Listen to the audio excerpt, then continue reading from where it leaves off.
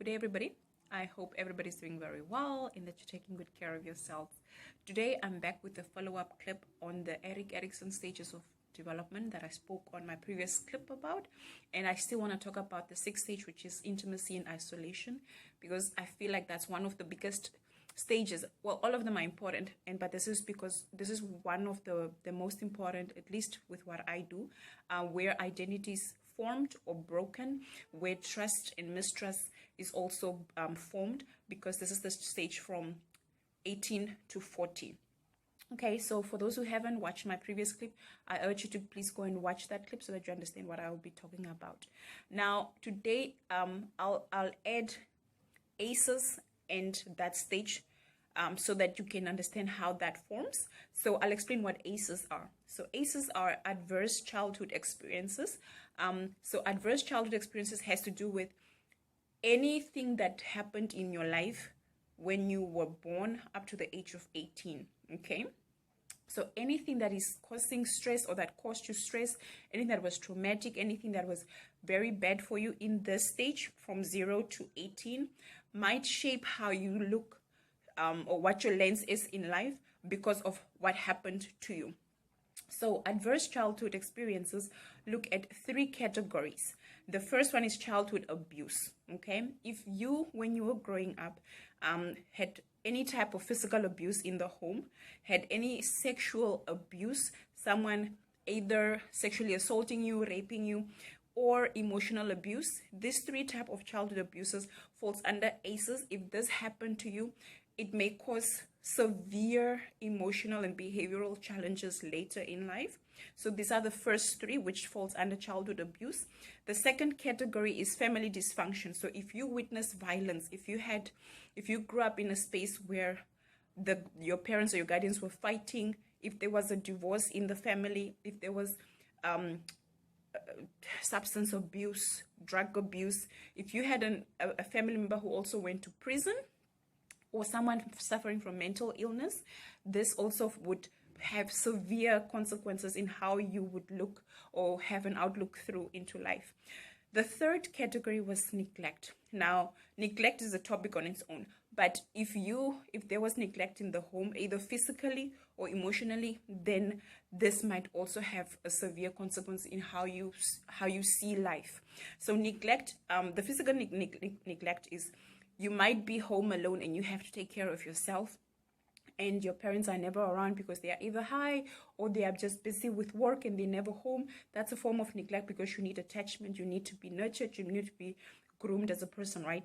And emotional neglect is you do have the people in the house, family around you, but nobody's paying attention to you, whether you're okay or not, whether you've done your homework or not, whether there's food or not. So it's an emotional neglect. So your needs not being met in a specific manner. So, and that also, neglect in itself, like I said, it's a topic on its own, has severe consequences if you don't get to deal with it, or if you don't get proper support to deal with it as you age. Okay, so these are 10 things that I mentioned. I'll repeat them again. So it's physical abuse, sexual abuse, emotional abuse, having loved ones fighting in front of you, so violence, parental divorce or separation, having a family member going to prison, because that is very traumatic for a child, because one minute your family is here, the next minute you either have police in your house and then this person is taken to prison. So it's kind of scary. And then mental illness, physical and emotional abuse. These are the types of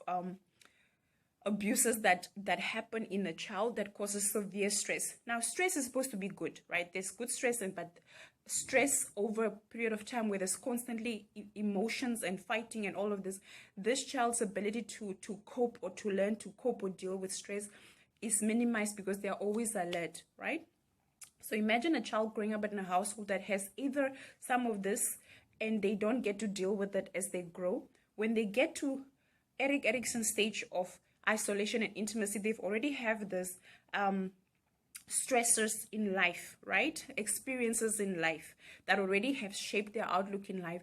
Now, if you as a friend or a guardian, an older person, engage with this teen, let's say now at the age of 18, moving on to the stage of or age of 40 as Erikson's stage, what happens here if they are to move out of home and they find new friends, or they find adults that are willing to engage with them, then they are looking for that type of intimacy, wanting to be loved. Like, maybe this is a good friend, this is an older person that's chilling or hanging with me.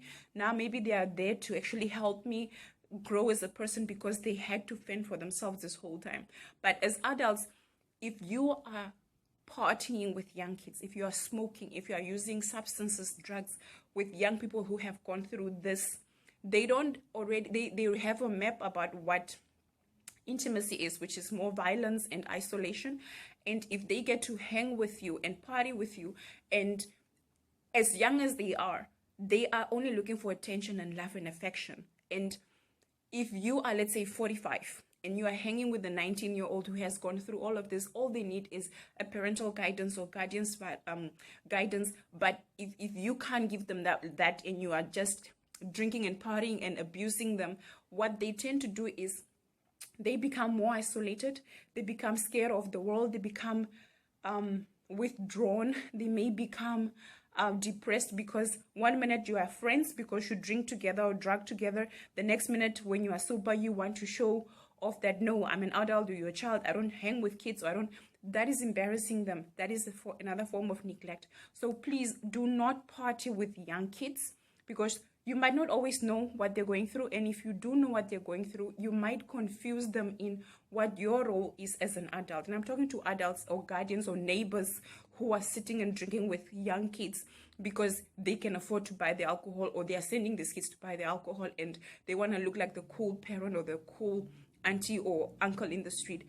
You might confuse the kids more, because already what they need is affection, guidance, someone who can help them in their life so that they can form goals in life, but not sitting and dating them, or sitting with them and actually partying and having intimate conversation that might not be appropriate at their age or with you, because you are further abusing them emotionally, psychologically, and that's not what they may need. So please be mindful of who you are partying with. If you are a young person, it's better if you have experienced any of these challenges and you don't know how to deal or cope, please find a social worker or a counselor next to you. Like I always mention, especially in Namibia, the Ministry of Health has social workers that you can go to. Ministry of Labor also have counselors that you can speak to. The clinics might also have social workers, but do speak to someone. But engaging in alcohol or drugs might not help you become better. I hope this helps, and I'll see you next time. Be good, everybody.